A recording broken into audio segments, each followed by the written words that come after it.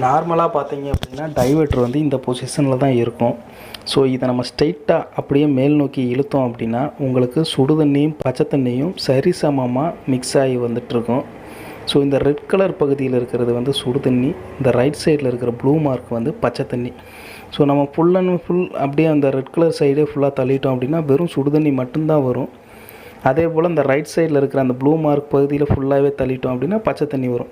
நம்ம அந்த பச்சை தண்ணிக்காக வந்து ப்ளூ மார்க் வந்து எந்த அளவுக்கு நம்ம வந்து அப்படியே கீழே அட்ஜஸ்ட் பண்ணிக்கிட்டு அப்படியே மேல் நோக்கி இழுத்து அந்த சைடு ப்ளூ சைடு அப்படி லைட்டாக கொண்டு வர உங்களுக்கு வந்து பார்த்திங்கன்னா பச்சை தண்ணி இன்க்ரீஸ் ஆகிட்டே இருக்கும்.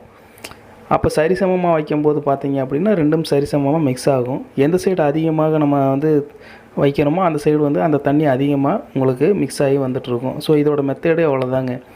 ஸோ சைடு ரெண்டு பக்கம் சரிசமமாக நீங்கள் வந்து வைக்கணும் அப்படின்னா சென்டர்லேயே அப்படியே வச்சு மேலே இழுத்தீங்க அப்படின்னா ரெண்டும் சரிசமமாக வரும்.